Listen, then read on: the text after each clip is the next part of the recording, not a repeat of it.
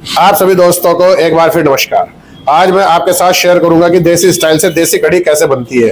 जैसे मैंने आपको अपने पुराने ब्लॉग्स में भी बताया था कि मुझे कुकिंग का शौक है, तो सबसे पहले मैंने पड़ोसियों के यहाँ से एक अंगीठी का इंतजाम किया। बहुत अच्छी कंडीशन में नहीं थी, टूटी फूटी थी, तो मैंने सोचा कि इसी पर जैसे तैसे करके अरेंजमेंट कर लेंगे। लकड़ियों को काटा और फिर उन्हें अंगीठी में डालकर उसमें मैंने आग लगाई। आग लगाने के बाद मैंने उसे थोड़ी देर ऐसे ही सुलगने दिया ताकि लकड़ियां अच्छे से आग पकड़ ले। उसमें थोड़ी और लकड़ियां डाली। थोड़ी और लकड़ी डालने के बाद आग थोड़ी बुझ गई थी, फिर मैंने मुंह से फूंक मार मार करके उस आग को दोबारा से सुलगा दिया। थोड़ी देर ऐसे ही मैंने लकड़ियों को जलने दिया ताकि लकड़ियां अच्छे से आग पकड़ ले।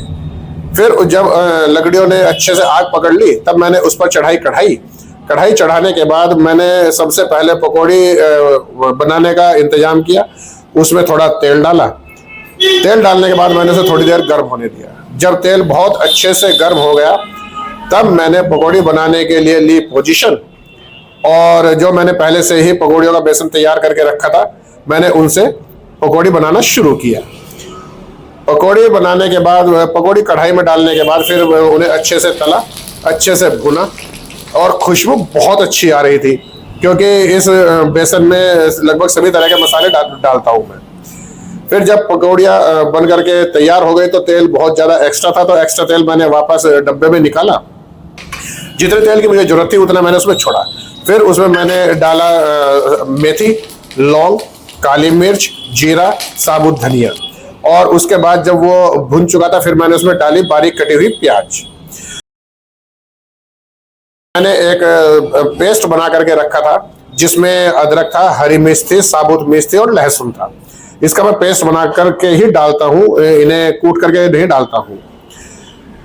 फिर उनको अच्छे से मैंने तब तक भूना जब तक तेल अच्छे से अलग ना हुआ।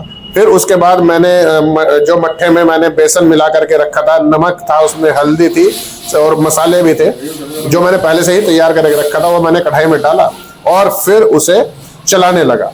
क्योंकि कढ़ी तभी कढ़ी बनती है जब वो अच्छे से आग पर कढ़ाते हैं उसे, इसीलिए इसे कढ़ी बोलते हैं। हमारे इंडियन फूड में कुछ भोजन ऐसे होते हैं जो बहुत ज़्यादा कढ़ते हैं तभी वो अच्छे लगते हैं, जैसे कढ़ी हुई या खीर हुई या और भी बहुत होते हैं। कढ़ी बनाते बनाते स्मेल इतनी अच्छी आ रही थी कि जिसका कोई जवाब नहीं। फिर जब वो उबलने लगी, मैंने उसमें पकौड़ियाँ डाल दी। पकौड़ी डालने के बाद उसमें ड्राई जिंजर, जिसे हम सौंठ बोलते हैं, वो मैंने डाला। और फिर तब तक मैंने इसको चलाया जब तक ये अच्छे से पक नहीं गई। ये कढ़ी अब बिल्कुल बन करके तैयार हो चुकी है क्योंकि ये बिल्कुल कढ़ चुकी है। अब मैं बनाऊंगा इस पर रोटी। फिर मैंने दो छोटे छोटे कपड़ों की मदद से कढ़ी की कढ़ाई को रखा एक साइड में और तैयारी शुरू कर दी रोटी बनाने की। रोटियों की शेप बिल्कुल गोल तो नहीं थी, लेकिन चूल्हे की आग में जो रोटी सेकी जाती है, पकाई जाती है, उसके टेस्ट का तो कोई जवाब होता ही नहीं है। अल्टीमेट टेस्ट होता है। तो आइए अब आपको चख करके बताते हैं कि खाना बना कैसा है, इसका टेस्ट कैसा है।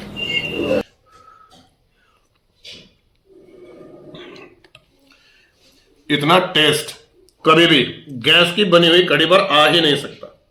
सुपर, एकदम परफेक्ट। Thank you.